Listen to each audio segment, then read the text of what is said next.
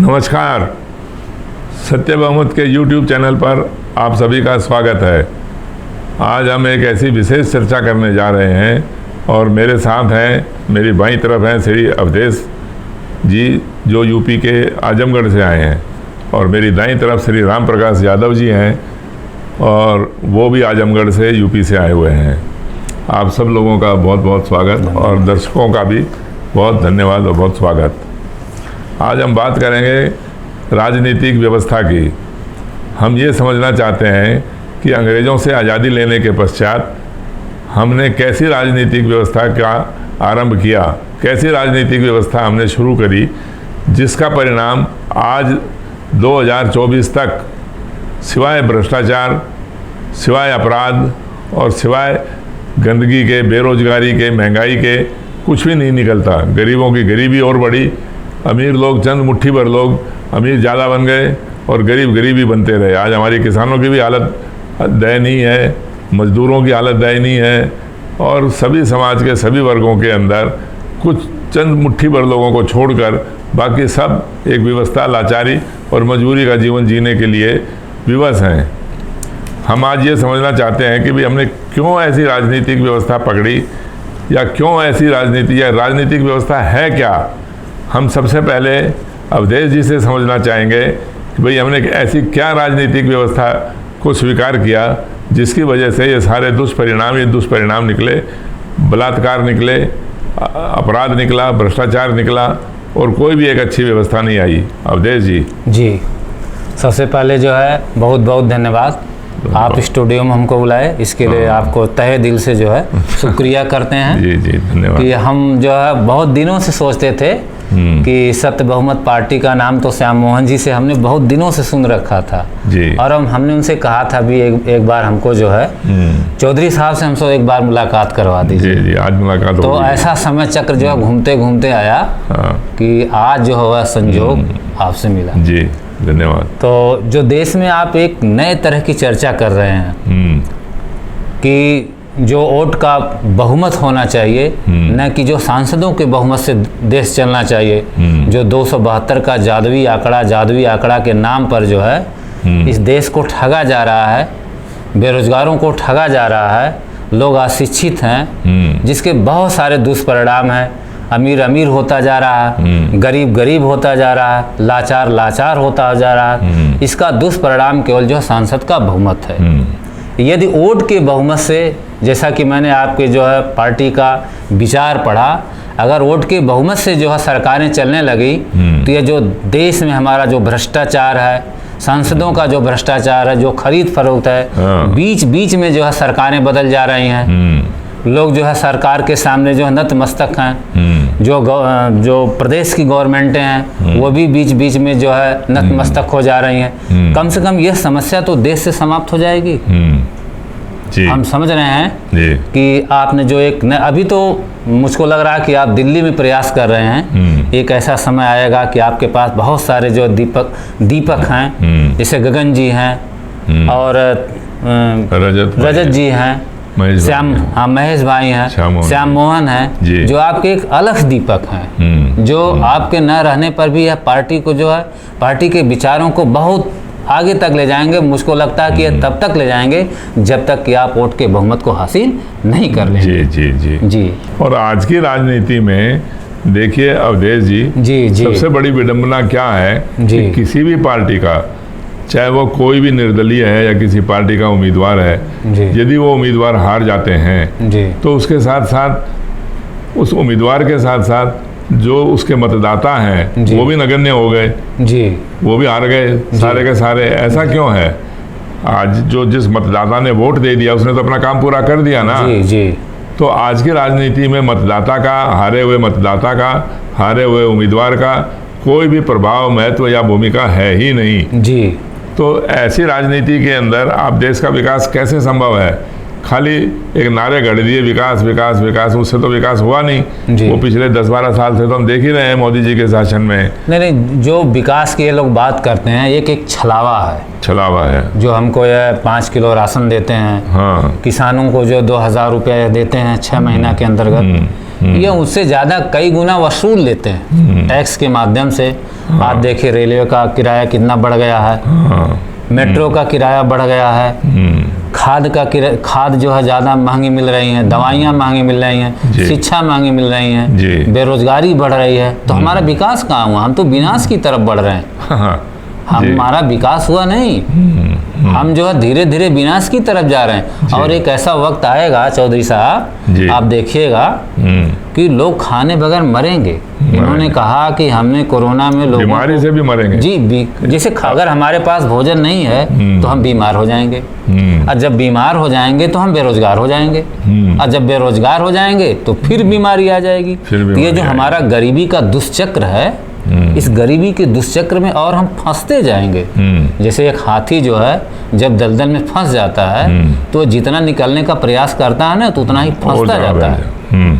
तो यह गरीबी का दुष्चक्र ला रहे हैं। यह मोदी जी गरीबी नहीं हटा रहे हैं, यह गरीबों को ही कुछ दिन में हटा देंगे। समझ रहे हैं चौधरी जी? जी। तो आज के दिन देखिए, आज की राजनीतिक व्यवस्था से जी जिस पार्टी ने भी या जिस नेता ने भी सरकार बनाई जी उसने मात्र 20 से 25% कुल वोटों का 20 से 25% मतदान लेके और सरकार पर काबिज हो गए। जी। तो बाकी के 70-75% जो मतदाता हैं जी वो या तो हार गए जी या उन्होंने वोट देना बंद कर दिया जी। तो उनका तो कोई महत्व ही नहीं है आपकी राजनीतिक व्यवस्था के अंदर। ये एक बहुत बड़ी समस्या चौधरी जी।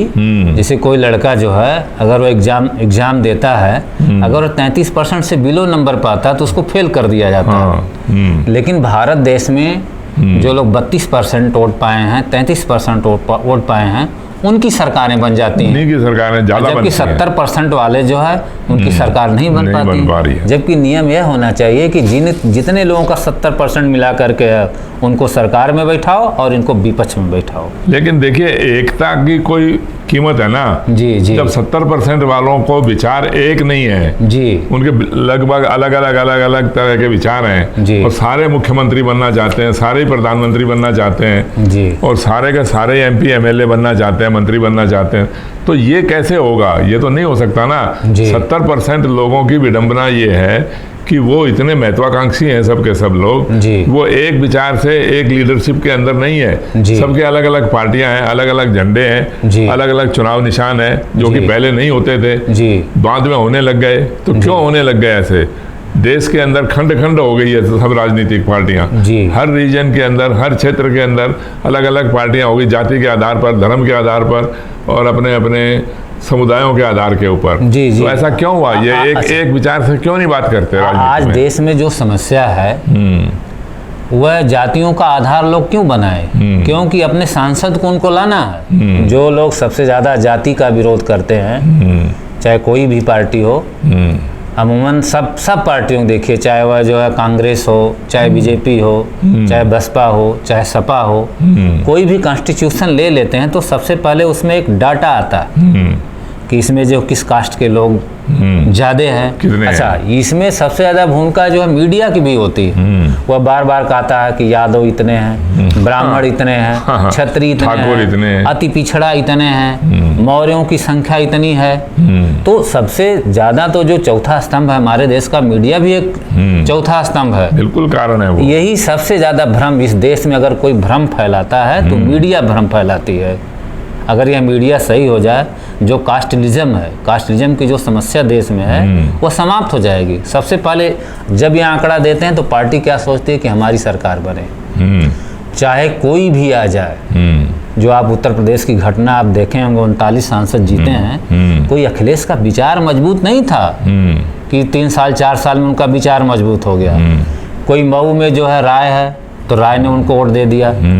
कोई आजमगढ़ में यादव हो तो सारे यादव ने उनको वोट दे दिया। कोई अम्बेडकर नगर में मौर्य तो सारे मौर्यों ने उनको वोट दे दिया। और वही मौर्य आजमगढ़ में जो विरोध कर रहे हैं, वही राय आजमगढ़ में विरोध कर रहे हैं, ब्राह्मण आजमगढ़ में विरोध कर रहे हैं। लेकिन अगर आप बलिया में सनातन पाड़े को पाएंगे तो उनके लिए पूरा ब्राह्मण पूरा लाभी एक हो रहा है। इसलिए कि लोग सोचते हैं कि कास्टलिज्म समाप्त हो जाए। लेकिन देश में सबसे बड़ी समस्या कास्टलिज्म ही है। और ये मेरे समझ से तभी समाप्त हो सकती है जब लोग शिक्षित हो जाएं। सारे लोग एक दूसरे में जाएं, शादी विवाह में जाएं, बिल्कुल, शिक्षा का तो बहुत बड़ा महत्व है। शिक्षा जब तक जो है आप एक शिक्षा एक परीक्षा नहीं कराएंगे देश में, जी, लोगों के अंदर ये भ्रम दूर हो जाए कि मैं ब्राह्मण हूँ, मैं क्षत्रिय हूँ, मैं जो है गरीब हूँ, मैं पढ़ा लिखा हूँ, मैं अनपढ़ा हूँ, तब तक समस्या नहीं समाप्त। और जिस दिन एक दूसरे में लोग अपनी शादियां विवाह करने लगेंगे, उनकी रिश्तेदारियां होने लगेंगी, उनके मन से यह निकल जाएगा कि मैं क्षत्रिय हूँ, मैं ब्राह्मण हूँ, समझिए देश में क्रांति होगी जी। और वह समय दूर नहीं होगा। 10-20 साल में जैसे जैसे शिक्षा बढ़ती जाएगी, न तो कोई लोग आरक्षण मांगेगा, न तो कोई जाति पे जाएगा। जिसकी जैसी मतलब व्यवस्था रहेगी या जिसके पास जैसा ज्ञान रहेगा, उसी हिसाब से लोग क्षेत्र में अपना काम करना है। जैसे आज के दिन जी, ये जो आपके कांग्रेस के राहुल गांधी जी हैं, जी जी, ये कह रहे हैं जी कि हमारी सरकार बनेगी, हम जाति जनगणना करवाएंगे, जी, और जी, जितनी जिसकी जैसी जनगणना है जी, उसको जी, वैसा ही अधिकार देंगे। जी जी, तो उसके बदले में जी, कांग्रेस पार्टी ने तो मेरे ख्याल से आज़ादी से सबसे ज़्यादा इन्होंने सरकारें बनाई, जी, और ये चाहते तो इतनी इनके पास सांसद रहे हुए हैं कि ये किसी तरीके का भी कानून बना सकते जी, थे। जी, लेकिन आज के दिन उन्होंने इस बात का विरोध करना है कि जो काम बीजेपी नहीं कर रही वो काम इन्होंने करना है। जी, तो इसके बदले में जाति जनगणना की बात करते हो आप, जी, इसके अंदर क्या होगा, कि इसका परिणाम क्या निकलेगा, क्या नहीं निकलेगा, आप कैसे बंटवारा करोगे इन सब चीज़ों का? मेरे ख्याल से तो आप देखिए चौधरी साहब, उसका संभव नहीं है। नहीं, एक सेकंड। जी, जी, और इसके बदले में यदि आप ऐसा कर दें कि जो सरकारी नौकरी है, जी जी, उस सरकारी नौकरी के अंदर हम प्राथमिकता उसको देंगे जी, जो अंतरजातीय या अंतरधर्म विवाह करके आए। जी, एक जाति वाला दूसरी जाति से विवाह करे, जी, और एक धर्म वाला दूसरे धर्म से विवाह करे, उसको हम सरकार की नौकरी में प्राथमिकता देंगे, जी, जी, आरक्षण नहीं देंगे। जी, तो ये सारा भेदभाव, और अभी तक तो ये सब जो जाति का छूत की और जो समस्या बनी हुई है, जी, जी, ये तो सारी 75 साल में खत्म हो गई होती। जी जी जी जी जी चौधरी जी, सही बात है। लेकिन आप गांव में जब जाएंगे तो जातियों का इतना मकड़ जाल है जिसको आप सोच नहीं सकते। जैसे यादव है ना, यादव में भी कई जातियां हैं, वह एक दूसरे में अपना शादी विवाह नहीं करना चाहते हैं। पढ़े लिखों की बात हम कर रहे हैं, नहीं, लेकिन अगर अच्छा दूसरी सरकारी नौकरी में प्राथमिकता मिले, जी जी, तब तो करना शुरू कर देंगे ना। नहीं सर, सुनिए हमारी बात, जो विशेष बात है, जैसे जो आप जनगणना की बात कर रहे हैं जाति के आधार पर, तो बहुत सारा हमारा देश विविधताओं से भरा है। हाँ ठीक है, मान लिया। समझ रहे ना, बहुत लोग ऐसे हैं जिनके पास बहुत सारी संपत्ति है, जिसको आप बखूबी जानते हैं, जिनको पढ़ने के लिए लिखने के लिए सारी सुविधाएं हैं, और बहुत ऐसे लोग हैं जिनके लिए एक टाइम भोजन आज भी है, हाँ, उनको शिक्षा नहीं मिल रही, नहीं मिल रही है। शिक्षा का तो देखिए सबसे बड़ी समस्या है ही। जी जी, जब तक आप शिक्षित नहीं करेंगे किसी वर्ग को जी, भी, जी, किसी भी जाति वाले को, जी जी, तो उसका दिमाग संतुलन में नहीं आएगा, जी, और जब तक वो विकास की सीढ़ी पर नहीं चढ़ेगा। जी, तो शिक्षा देना, और वो भी निःशुल्क, ये देना तो एक हर सरकार का कर्तव्य है और हर नागरिक का अधिकार भी है। जी जी जी जी, हाँ, हमारी बात पूरा होने दीजिए। जी जी, जैसे हमारी शरीर है, तो जब हम बीमार होते हैं तो जाते हैं जांच कराने, तो कौन सा अंग खराब है, उसी का जो है डॉक्टर हमको दवा देता है। तो उसी तरीके से भारत देश ना अभी जो है सामाजिक रूप से बीमार है। इसमें कौन कौन लोग बीमार हैं, जब तक यह नहीं पता चलेगा तो हम कैसे उनकी दवा करेंगे? ये तो बात समझ रहे हैं नहीं? हाँ। जैसे आपके पास 2 घोड़ा आप पाल लिए हैं, 2 घोड़ा पाल लिए हैं, एक घोड़ा बीमार है, ठीक, और एक घोड़ा खूब चालू है, तो आप दवा किसको देंगे? जो बीमार है उसी को देंगे। बीमार है ना, लेकिन आप पहले पता तो करेंगे कि बीमार कौन है, निरीक्षण तो करना पड़ेगा। जो राहुल जी के जो और लोग थे, जैसे राजीव गांधी थे, इंदिरा गांधी थी, इन्होंने जातियों का खूब विरोध किया। समझ रहे हैं ना? इनके पास केवल 3 फार्मूला था। इन्होंने दलितों को ले लिया था, और इन्होंने जो है एक मुसलमानों को ले लिया था, एक ब्राह्मण, DMC फार्मूला इनके पास था। समझ रहे हैं ना? इसी से इनका जो है पूरा देश चलता था। इन्होंने पिछड़ों की बात कभी नहीं की। जब BP सिंह ने जो मंडल कमीशन लागू किया तो सबसे ज़्यादा विरोध इन्होंने ही किया। उस समय जो है देश में लोग जलाए गए, यहाँ तक कि पागलों को लोग जला दिए गए थे। जलाए थे कि नहीं? जी जी, अगर आपको याद होगा। हाँ हाँ बिल्कुल। तो इन्होंने जलाया था। तो अब जो राहुल जी ने एक नई सोच लाए हैं, पूरा देश में घूम घूम करके ये लोगों के बारे में सोचें, वह अपने दादा दादी नाना नानी से थोड़ा सा हट के करना चाहते हैं, एक नया प्रयोग करना चाहते हैं जी, कि आखिर वास्तव में कौन लोग हैं जिनको ज़रूरत हो जाए। अगर मान लीजिए जो है बीमार घोड़ा बीमार, अगर उसको हम दवा दे दें वो सही हो जाए, जो क्रीमी लेयर तो यही है। हाँ। तो फिर देखें कौन सा और घोड़ा बीमार है, फिर उनको जो हम इंजेक्शन दवा देते हैं। अच्छा, दूसरी समस्या यह है कि जो आरक्षण है वो आरक्षण गरीबी दूर करने का नहीं है चौधरी साहब। अगर आरक्षण गरीबी दूर करने का होता तो अखिलेश जी जब मुख्यमंत्री से हटे, जोगी जी आए तो उनकी कुर्सी को धो ही गई, जबकि वह गरीब तो नहीं थे। वो किसी मंदिर में जाते हैं तो उसके बाद भी मंदिर को धोया जाता है। जैसे वह गरीब तो नहीं थे। जी जी, अगर वह गरीब रहते बिल्कुल, बिल्कुल। तो नहीं न धोया जाता। बस उसमें जो सामाजिक विभेदता है, जो सामाजिक विभेदता, उसी को दूर करने के लिए जो यह होता है, सामाजिक सहभागिता कितना। आप बताइए जो कब से जो आरक्षण लागू है, लेकिन आप बड़े बड़े पदों पर, चाहे आप जो सुप्रीम कोर्ट में देख लीजिए, चाहे सेक्रेटरियल में देख लीजिए, आज इनको कितना न्याय मिला।